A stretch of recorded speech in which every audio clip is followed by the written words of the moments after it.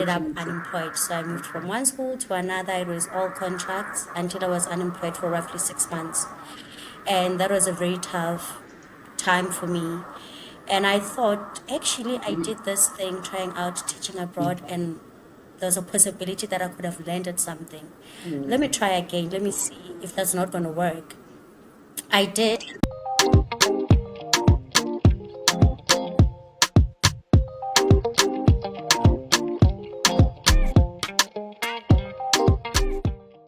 Welcome to Rewind the Lesson. My name is Margaret, and today I have Itumeleng Hlapo joining me for a conversation about her career in the UAE.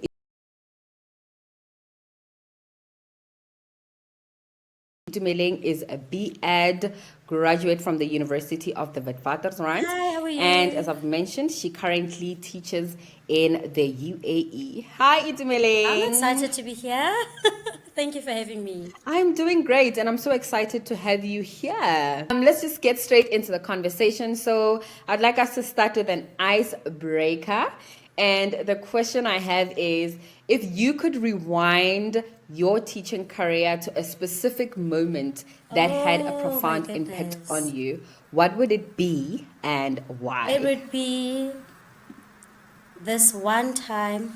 So, teaching in the UAE, you have a lot of students that struggle with English, and to witness the progress of student not being able to say a word in English, and at the end of the year they're able to construct sentences or even read.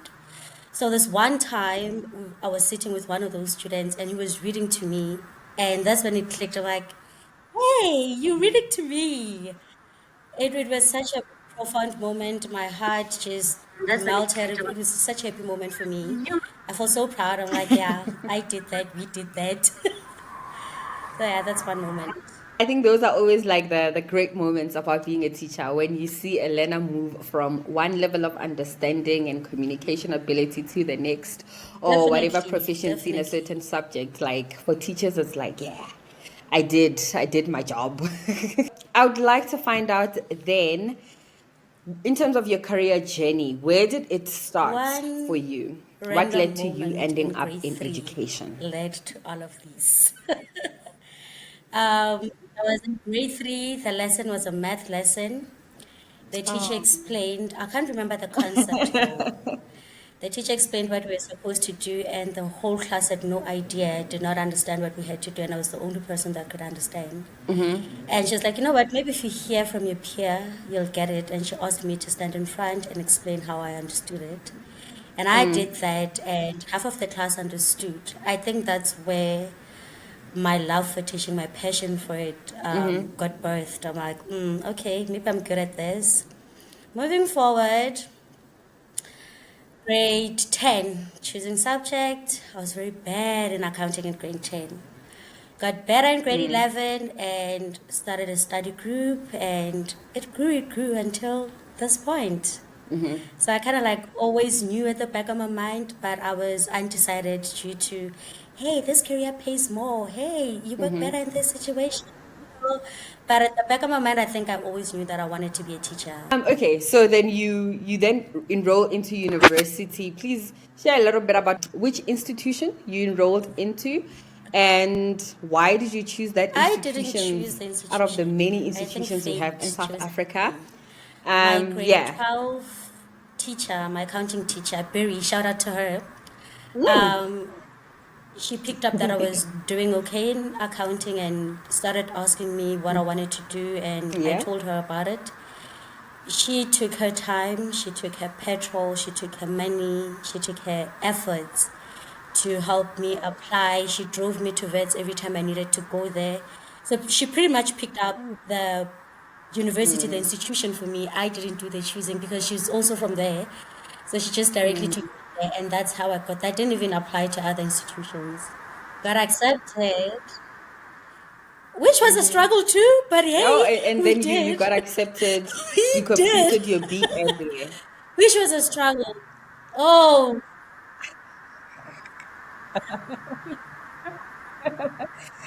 Please highlight. I want you to get into it a little bit, because perhaps maybe your story might give encouragement The to someone biggest who's currently was going through it. financial, So, what like were any some of other the black struggles and child from challenges that you Ikasi. It encountered? was financials. Um, Fortunately for me, when I was in grade 12, there was this lady and gentleman that approached my high school, Togotaba, and they asked for 6 bright students that they would sponsor extra classes to, and I was one of the 6.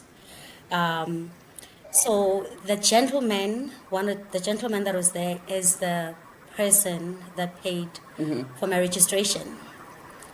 We went to lunch the weekend before the end of registration because they wanted to find out our plans now that we're done with matric. So it was a mini get together type of thing. We get there and we're talking about our intentions. I'm like, hey, I really want to go back to school, but I don't have money. No bursaries have responded to me yet, and da da da da. And the gentleman, Letabo, his name is Letabo. Letabo goes, can you go back to the institution tomorrow, find out if the registration is still open? If it's open, don't leave the institution. Call me immediately. I'll be. Okay. Go back to the institution tomorrow, find out if the registration is still open.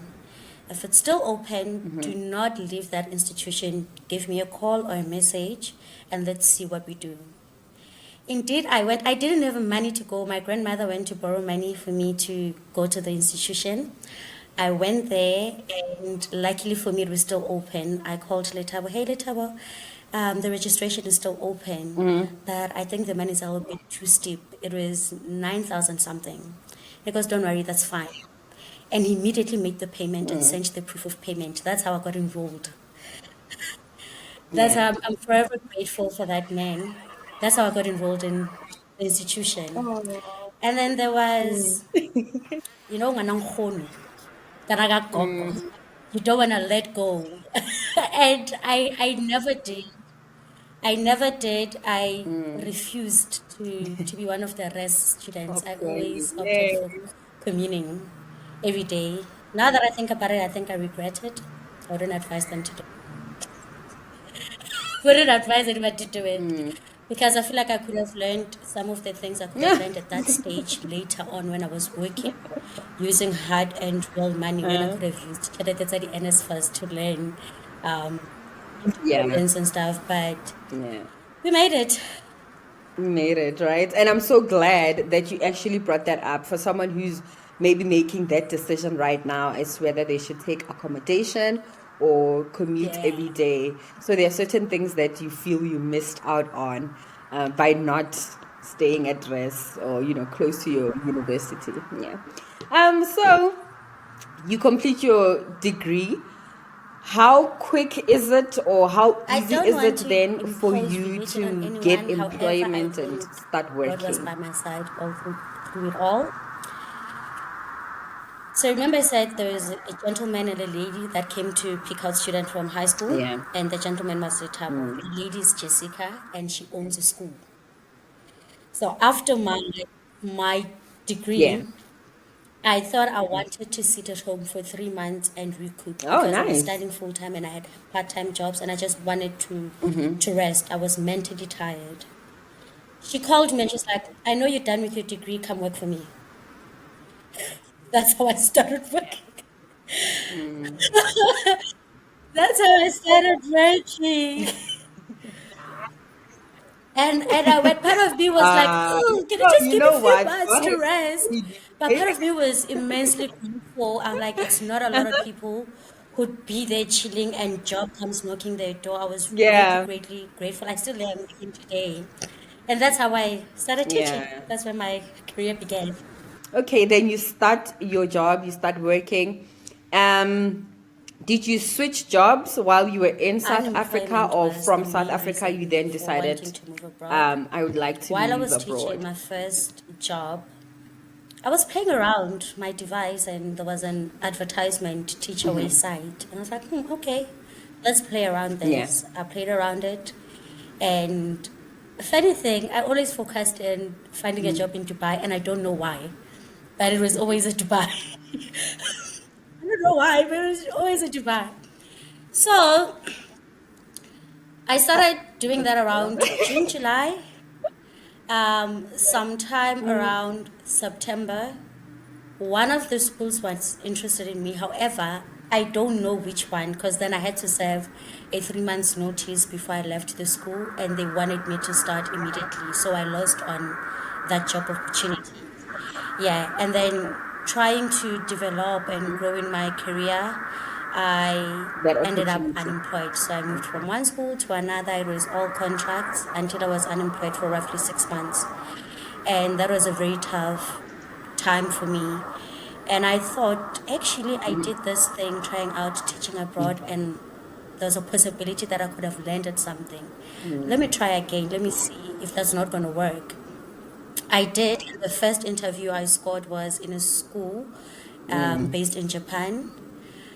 Honestly, I went in that interview not prepared because for me it was a trial. I wanted to see if everything is legit. I don't know if y'all are gonna kidnap me.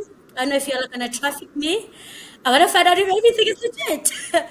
So I went in there Yeah. just trying to see how this whole thing works. And after the interview, I Wow. was like, okay, this is legit. Let's do this seriously. Let's pay more detail, more attention to detail and all of that.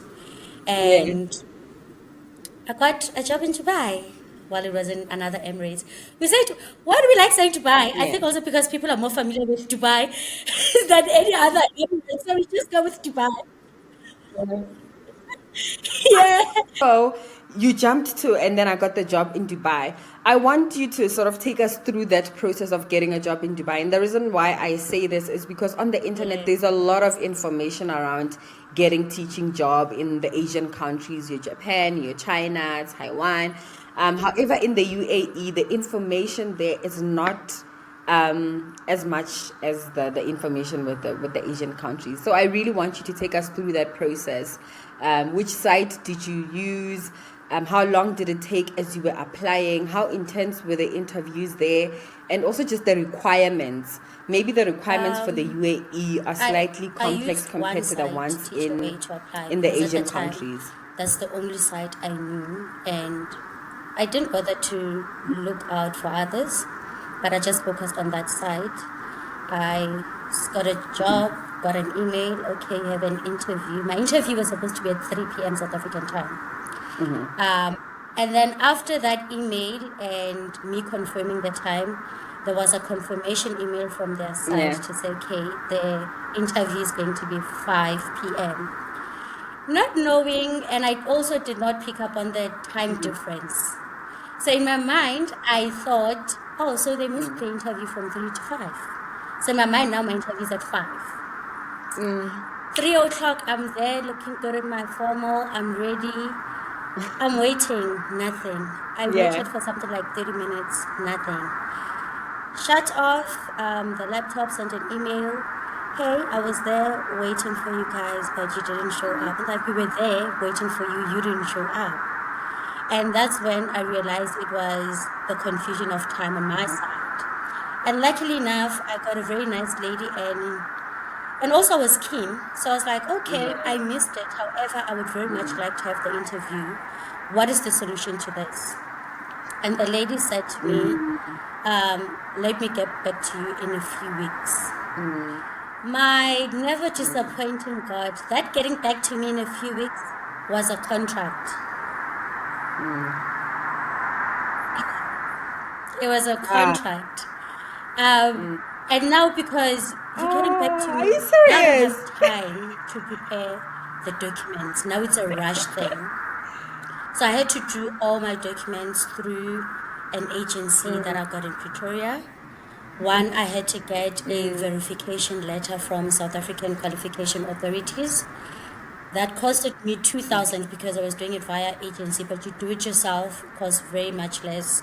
Last time I checked, it was around 114, somewhere there. And from there on, I needed to do an attestation, which costed me above 2,000. This you also do it via agency, but if you can do it yourself, you can do it via DERCO. But I hear it takes a little bit longer. You need to pound them, keep on going back to find out how far your documents are. After the attestation, you go to the embassy to get the stamp from that particular country.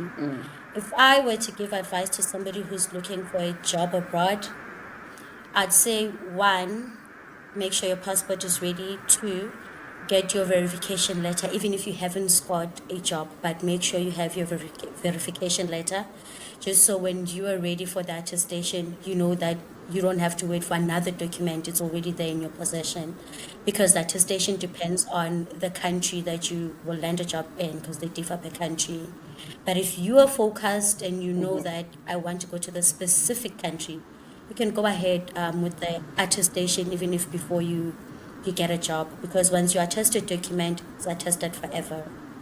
Okay, I'm gonna ask the big question now, which is, what, without revealing the exact figures, would you say then teaching abroad in the UAE, specifically where you are, has had a positive impact on your pocket, in terms of like your takeaway, It your salary, definitely has had a in comparison positive to impact. what you were earning here in South Africa? However, companies do not pay the same. There are companies that pay way more, and there are companies that pay average. But when you convert the entire amount compared to South African, it's a whole lot better. But people must bear in mind that that currency you are earning in, you must live by it. You'll be paying your rent and your monthly expenses in that currency. So the conversion realistically speaking, it takes place after the monthly expenses. Then you can say, okay, this is what I'm left with. What goes home? What am I doing? How much I'm saving? And all of those things that you have in your list. But however, it's definitely better than home. Do you mind giving like a rough estimate? Like you're earning above Um, 40,000 this side. I've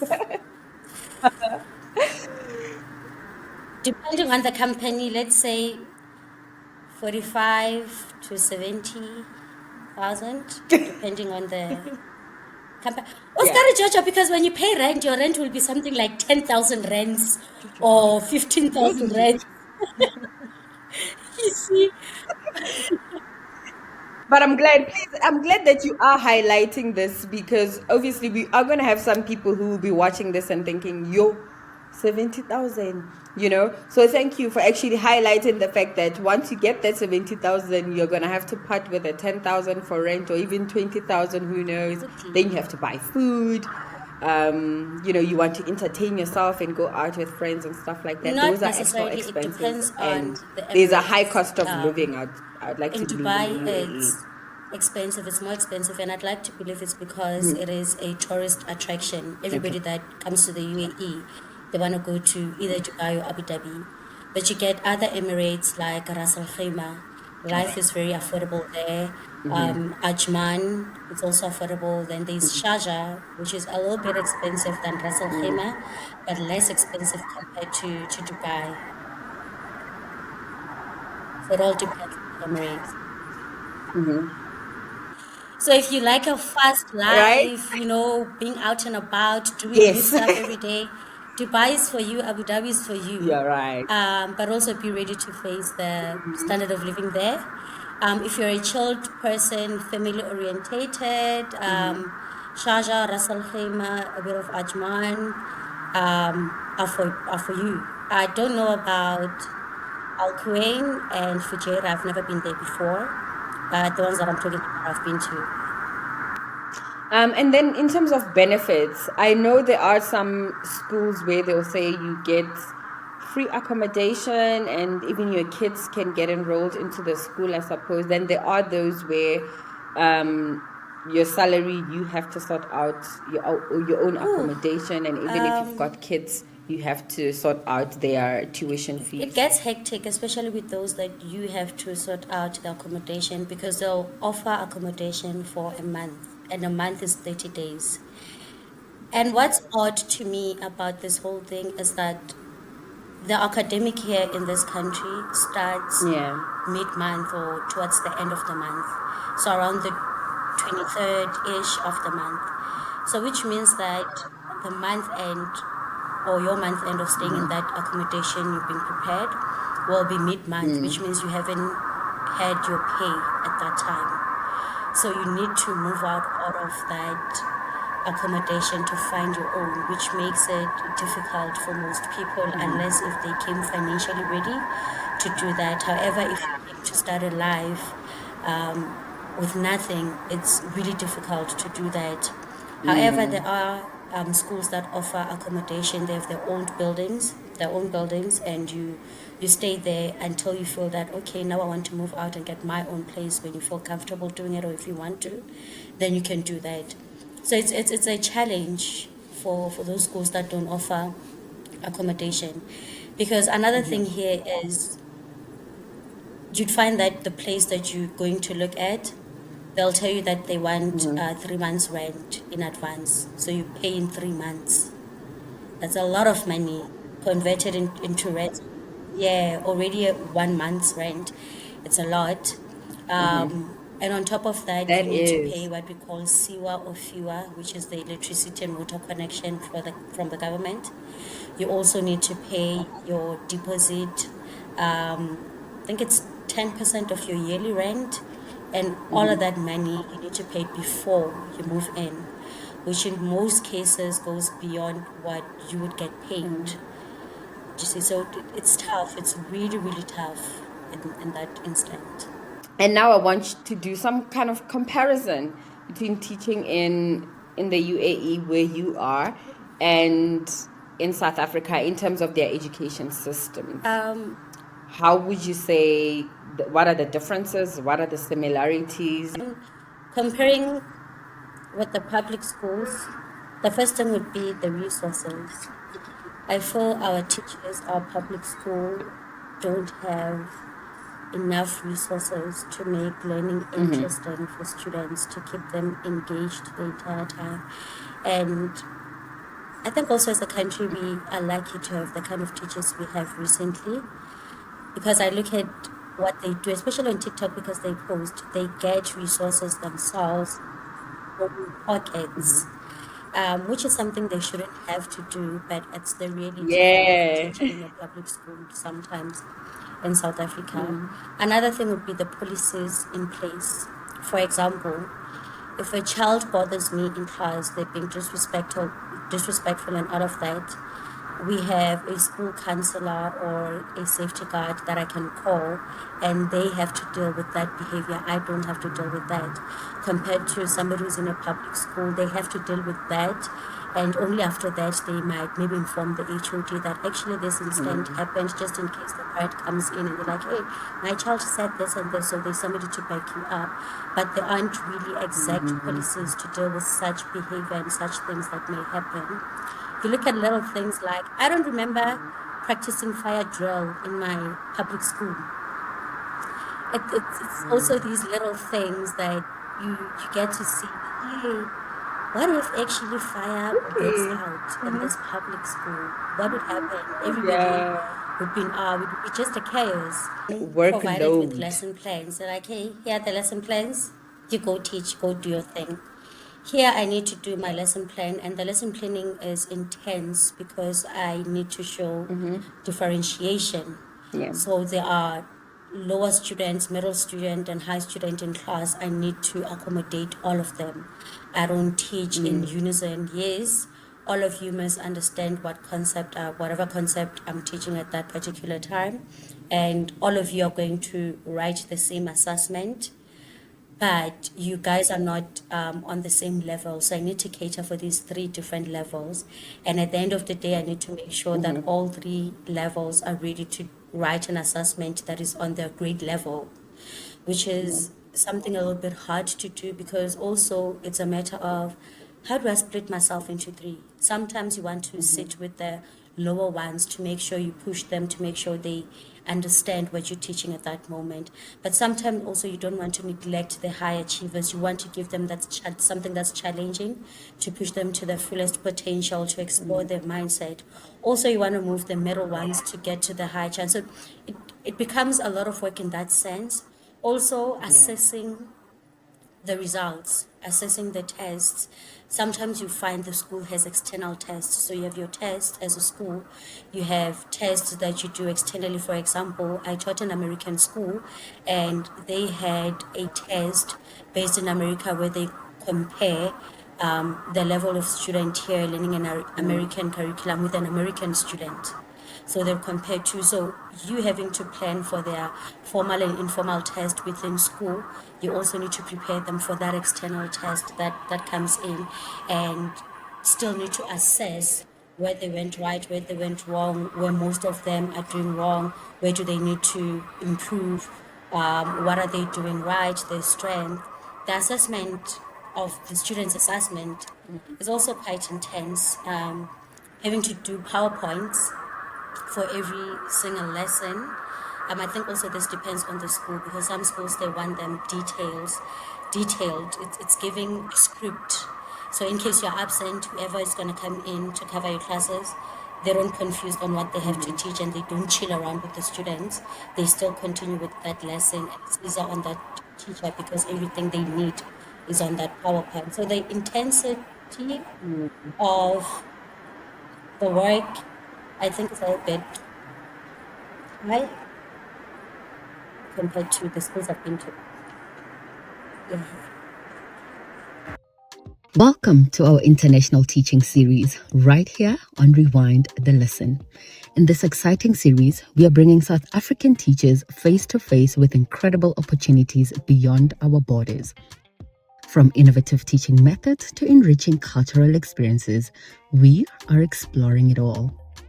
Join us as we chat with teachers who have ventured abroad, sharing their stories, insights, and of course, tips to inspire your own journey. Don't forget to subscribe and hit the bell so you don't miss an episode.